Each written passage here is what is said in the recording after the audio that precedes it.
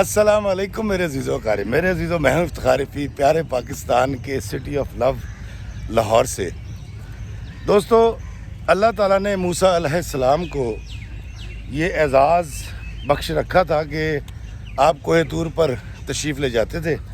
اور اللہ سے براہ راست گفتگو فرمایا کرتے تھے، اور اس طرح کے ہم نے بہت سارے واقعات بھی پڑھے۔ تو میں آپ کو ایک واقعہ سناتا ہوں کہ ہوا یوں کہ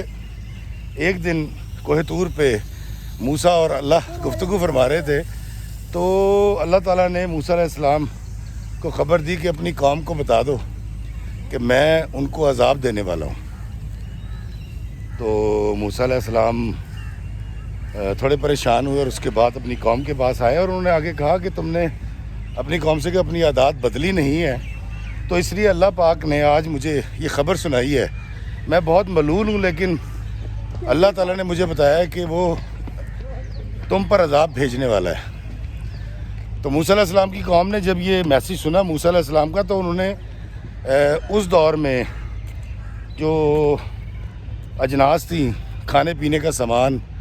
اکٹھا کرنا شروع کر دیا، ذخیرہ کرنا شروع کر دیا اپنے گھروں کے اندر۔ اور دوسرا سٹیپ انہوں نے یہ لیا کہ دیواروں میں سوراخ کیے اور اپنے گھروں کے اندر بیٹھ گئے۔ تو موسیٰ علیہ السلام نے ان لوگوں سے پوچھا اپنی قوم سے کہ تم نے یہ ذخیرہ تو کر لیا کسی عذاب سے بچنے کے لیے، کسی قحط سے بچنے کے لیے، لیکن یہ تم نے دیواروں میں سوراخ کیوں کیے ہیں؟ تو ان کی قوم نے ان کو بتایا کہ موسیٰ، جب برا وقت آئے گا، جب قحط کے دن آئیں گے، جب عذاب کا وقت ہوگا، تو ہم ایک دوسرے کی مدد کیا کریں گے، اور ان سوراخوں سے، ان موقعوں سے ایک دوسرے کو کھانے پینے کی چیز یا جو بھی ان کی مطلوبہ چیز ہوگی وہ ان کو پرووائڈ کر دیا کریں گے۔ موسیٰ علیہ السلام انتظار کرتے رہے، کافی عرصہ گزر گیا۔ جب عذاب نہیں آیا تو موسیٰ علیہ السلام کوہ طور پہ گئے اور انہوں نے اللہ سے کہا کہ یا اللہ، تو نے فرمایا تھا کہ میری قوم پر عذاب آنے والا ہے، لیکن عذاب تو آیا نہیں۔ تو اللہ تعالیٰ نے فرمایا کہ موسیٰ، تو نے دیکھا نہیں کہ انہوں نے ذخیرہ اندوزی کی، لیکن اپنے گھروں کی دیواروں میں روزن بنا لیے ساتھ والے گھر کے لیے، تاکہ کسی بھی برے وقت میں کھانا پینا اور ایک دوسرے کی مدد کر سکیں۔ وہ آپس میں جڑ گئے، اور میں بھی یہی چاہتا تھا۔ اللہ کی بھی منشا یہی ہے کہ حضرت انسان جو دنیا میں رہتے ہیں، یہ محبت، پیار، یہ گانگت کے ساتھ، خلوص نیت کے ساتھ، محبت کے ساتھ ایک دوسرے کے ساتھ رہیں۔ تو دوستو، یہ واقعہ سنانے کا مقصد صرف یہ تھا کہ میں جانتا ہوں بڑی گرانی ہے، بڑی تکلیف کا وقت ہے، اور میں پاکستان کی صورتحال پہ مزید بات تو نہیں کرنا چاہتا، لیکن اس وقت میں کہ جب ہماری پوری قوم کو ایک دوسرے کی مدد کرنے کی ضرورت ہے، ہمیں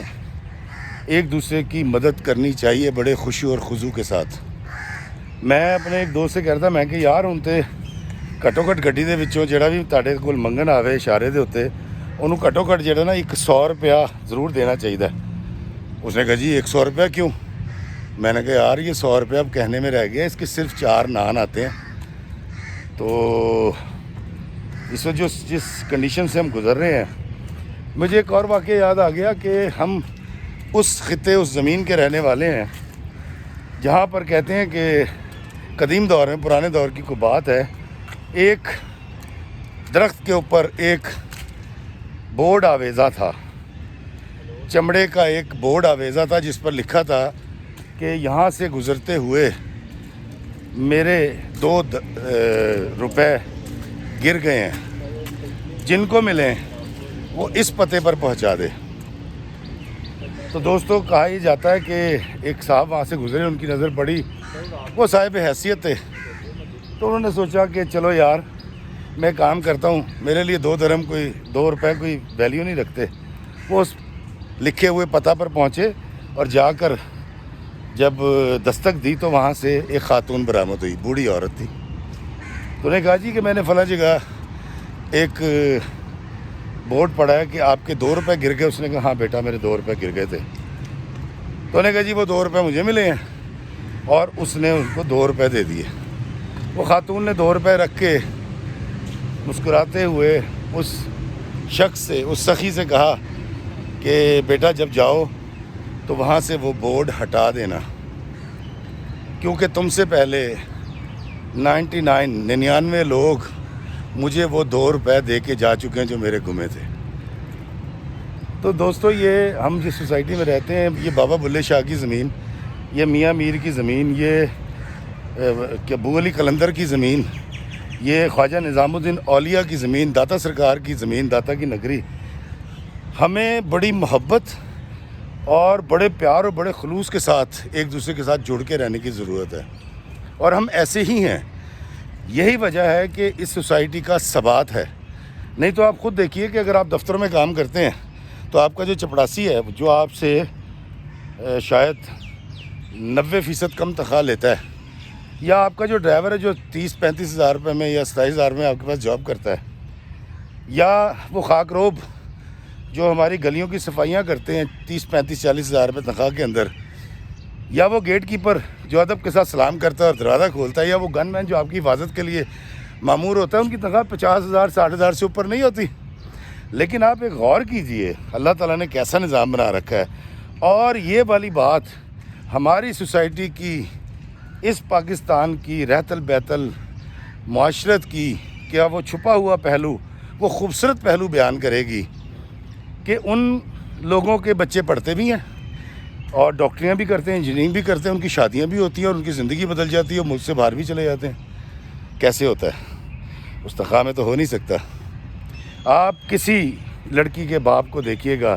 شادی سے پہلے آپ کو پریشان ملے گا، یار بیٹی دا ویاہ ہے گا، یار پیسے ہی نہیں گئے، اور آپ یقین کریں ادھر سے گاڑی جاری ہوتی ہے اور باپ کی آنکھوں میں آنسو ہوتے ہیں رخصتی کے بعد، اور ایسے کر کے کسی رشتہ دار کسی دوست کو بتا رہا ہوتا ہے اللہ کا شکر ہے یار 300 لوگوں کو کھانا بھی کھوایا، جہیز دیتا ہے، اے سی دیتا ہے، فریج دیتا ہے۔ اللہ تعالیٰ ہم سب کا حامی و ناصر ہے، لیکن اللہ ان لوگوں کو بہت پسند کرتا ہے جو ایک دوسرے کی مدد کرتے ہیں خلوص نیت کے ساتھ، محبت کے ساتھ۔ افتخار افی کا پیسہ صرف وہی ہے جو وہ اپنے پہ خرچ لے گا یا لوگوں میں بانٹ دے گا، کیونکہ جس دن افتخار افی مرے گا اس دن وہ پیسہ اس کے کسی کام نہیں آنے والا۔ اور اللہ کا شکر ہے ہماری قوم غنی بھی ہے اور سخی بھی ہے، اور انشاءاللہ تعالیٰ اس وقت سے ہم پاکستان کو باہر نکالیں گے اور پاکستان ترقی کرے گا اور ہم پاکستان کا ساتھ دیں گے۔ اللہ ہمیں آسانیت عطا فرمائے اور آسانیت تقسیم کرنے کا شرف عطا فرمائے، آمین۔ السلام علیکم ورحمۃ اللہ وبرکاتہ۔